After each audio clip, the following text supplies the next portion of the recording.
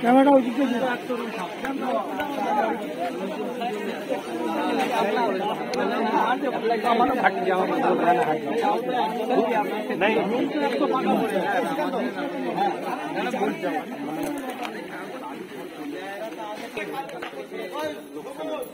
ভালো করে সাজিয়ে এই দেখুন এই চালা পড়ে যাচ্ছে ফাঁকা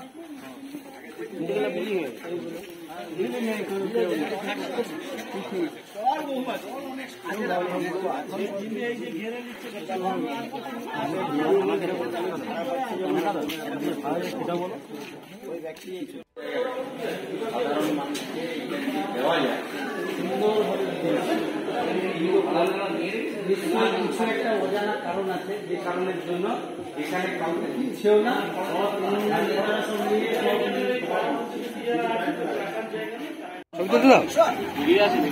হ্যাঁ একজন একটা করে ফ্যামিলিতে পঞ্চায়েত সমিতির নিয়মাবলীতে সেখানে দেখা যাচ্ছে আমরা পরে দেখলাম একজন 10টা এই 4টা করে দিচ্ছে। আর নিয়মাবলীতে আছে জানলেন একজন 10টা, হ্যাঁ সেটা আছে আমরা জানি কেউ 6টা, আমরা একাধিক একটা ফ্যামিলিতে কিন্তু তারা কাগজ দেখাতে পারছে না। ওরা কীভাবে পেলে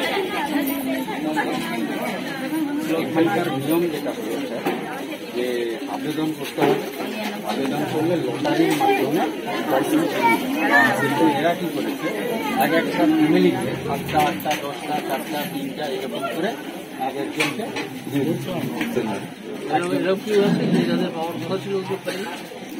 এরা তো আমরা স্থানীয় এলাকাবাসী আমরা আপনাদের স্টল হওয়ার কথা ছিল পানি না লটারির আওতায় করছে কিন্তু লটারির মাধ্যমে এগুলো বিজ্ঞাপন আগে থাকতো আমরা ব্যবসা কনস্ট্রাকশন লিগাল সেটাই তো কনস্ট্রাকশন দেখাতে পারছি না। কনস্ট্রাকশন যে বলা হয়েছে এটা তো জমি টাকা জমি মালিক যে একটা ভীষণ বেকার সমস্যার মধ্যে আমরা সবাই আছি। তো আমি চেষ্টা করছি, একটু সময় লাগবে, আমি চেষ্টা করছি যদি হলদিয়াতে কিছু মাঝারি সাইজের কারখানা তৈরি করা যায়, তা যদি হয় তাহলে কিছু লোক অন্তত চাকরি পাবে। সেই চেষ্টা করছি, একটু ধৈর্য ধরতে হবে, কষ্ট করতে হবে। আমি তো এই সদ্য এসেছি, এখন সবে 1 মাস হয়েছে। আমি আপনার চেষ্টা করব, আপনারা সব জানতে পারবেন। আপনাদেরকে লুকিয়ে কিছু নয় বা আপনাদের কাছে চেপে গিয়ে কিছু করবো না, সব আপনাদেরকে স্থানীয় স্তরে মিটিং করে আমি এসে জানাবো বা আমাদের আশিসবাবু বা যারা আছেন অন্য নেতা যারা আছেন পঞ্চায়েতের প্রধান এরা জানাবেন। ঠিক আছে, আপনারা জানতে পারবেন। আপনাকে ভালোবেসে সবাই নির্বাচিত করছে, আমরা আপনার আপনি তার মধ্যে মর্যাদা রাখবেন, আমরা আপনার মধ্যে করবে। তাড়াতাড়ি হয় না, কারণ আমি তো কোথায় ডেকে আনছি ব্যবসা করে খাবো আবার খেতে পাচ্ছি বলছি কিছু করা যায় একটু তোমাকে বলতে একটা লোককে ডেকে আনবো, তুমি এখানে কারখানা করো, সে এসে পুরো জায়গাটা দেখবে, দেখে বলে না পছন্দ হচ্ছে, তারপর পুরো জায়গাটা দেখবে শুনবে যেখানে ক্রমাগত তোলাবাজি হচ্ছে, একদল গুন্ডা কোনো একটা পলিটিক্যাল পার্টির আশ্রয় থেকে তোলাবাজি করছে, এখানে আমি করবো না, এ হতে পারে। কে বললো না ঠিক আছে তারই মধ্যে আমি করবো, তখন তাকে দিয়ে করাতে হবে। অনেক ঝামেলা আছে জানেন তো, বললেই তো কেউ চলে আসবে না, তাই না? তার তো টাকা, সে তো টাকাটা এখানে বিনিয়োগ করবে সরকারি জায়গায়। হ্যাঁ, এটা শোনা যাচ্ছে যে হর্টিকালচারাল ডিপার্টমেন্ট এই রাজ্যের তারা পঞ্চায়েত সমিতিকে দিয়ে দিয়েছিল। পঞ্চায়েত সমিতি তারপর এখানে দোকানঘর করে এবং বিভিন্ন পরিবারকে একটা করে দেওয়ার কথা দোকানঘর, একটা পরিবারকে 8টা 10টা দিয়েছে। সেই পরিবারেরা দোকানঘরে গোডাউন চালাচ্ছে বা 10টা দোকানই চালাচ্ছে বা তারা অন্য লোককে ভাড়া দিয়ে দিচ্ছে। অথচ এখানকার লোকজন যারা অ্যাপ্লাই করেছিলেন তাদের নাম ওঠেইনি, আবার অনেককে কিছু জানানোই হয়নি, হঠাৎ করে গোপনে লটারি হয়ে গিয়েছে। এই নিয়ে একটা বিশাল অভিযোগ আসছে এবং প্রচুর টাকা হাত বদলের অভিযোগ আসছে। এটা আমরা খতিয়ে দেখব। আমি এখানকার বিজেপি কর্মীদের বলে গেছি যে আপনারা একটা লিস্ট তৈরি করুন, সেই লিস্ট অনুযায়ী আমরা এখানে ব্যবস্থা নেব এবং খতিয়ে দেখব কি দুর্নীতি আছে না আছে। আমারও পুরো ব্যাপারটা দেখে একটু সন্দেহ তৈরি হচ্ছে, দেখা যাক আমরা কতদূর কী করতে পারি। তবে যারা এখানে দুর্নীতিতে জড়িত যদি কেউ থাকেন তারা কিন্তু এক্ষুনি বিষয়টা সঠিকভাবে সমাধান করার চেষ্টা করুন, না হলে কিন্তু সব ঘর ভাঙা পড়তে পারে। এটা কিন্তু দীর্ঘদিনের সমস্যা, সব দোকান ভাঙা পড়তে পারে, আমি বলছি তো, সব দোকান ভাঙা পড়তে পারে। ঠিক আছে? এবং সেটা মমতা ব্যানার্জি যে জিনিস ঘোষণা করেছেন যে সরকারি জমি দখল করে যদি কিছু হয় তাহলে সেগুলো ভেঙে দেওয়া হবে, সেই নীতি অনুযায়ী হবে। মমতা ব্যানার্জিকে আমি গিয়ে বলবো যে আপনি এই ব্যবস্থা করুন। সরকারি জমির উপরে হয়ে আছে, তারপর সেখানে দুর্নীতি, তারপর সেখান থেকে টাকা নেওয়া, এসব শোনা যাচ্ছে। আপনি একটু এ করুন না, অনুসন্ধান করলে সব আপনার কাছে চলে আসবে। আর তা যদি না হয় তাহলে তো অন্য ব্যবস্থা আছেই। আজকে অভিযোগ করলাম স্যার, যাতে আমরা ব্যবসা বাণিজ্য করতে পারি, যে সুযোগটা আমাদের দেওয়া হয়নি, আমরা জানতে পারিনি কিভাবে বিল্ডিং বিলি হলো বা কে পেলো, আমাদেরকে তো জানায়নি, কিছু জানায়নি, যাতে আমরা পাই সেই আশ্বাস রাখছি অভিজিৎ বাবুর উপরে। অভিযোগটা হচ্ছে এখানে এক ব্যক্তি এক ফ্যামিলিতে 6টা রুম পাচ্ছে, কিন্তু অন্য একজন ফ্যামিলি পাচ্ছে না ব্যবসা করার জন্য। যেটা এখানে যারা পয়সা কুড়ি দিয়ে রুম কেনার ক্ষমতা আছে ওরাই করছে, আর যারা গরিব মানুষ তারা পাচ্ছে না, তারা বঞ্চিত হচ্ছে। কি নাম? আমার নাম বিমল মল্লিক। যারা 6টা রুম পাচ্ছে, 6টা রুম পাচ্ছে, ওগুলো আমরা কাগজ রেডি করেছি, একজনকে পেরেছি ধরতে, তার রুম আটকানা আছে, তার নাম হচ্ছে আজিজ। 6টা না 10টা রুম পেয়েছে উনি। আজকে জানালেন সাংসদকে, কি বললেন সাংসদ?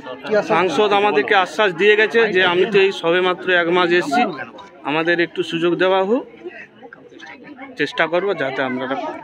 অভিযোগটা অ্যাকচুয়ালি ছিল আমরা যে প্রসেসে অ্যাকচুয়ালি স্টলটা বিলি হওয়ার কথা ছিল সেই প্রসেসে ঠিক মানা হয়নি আমাদের হিসেবে আর কি।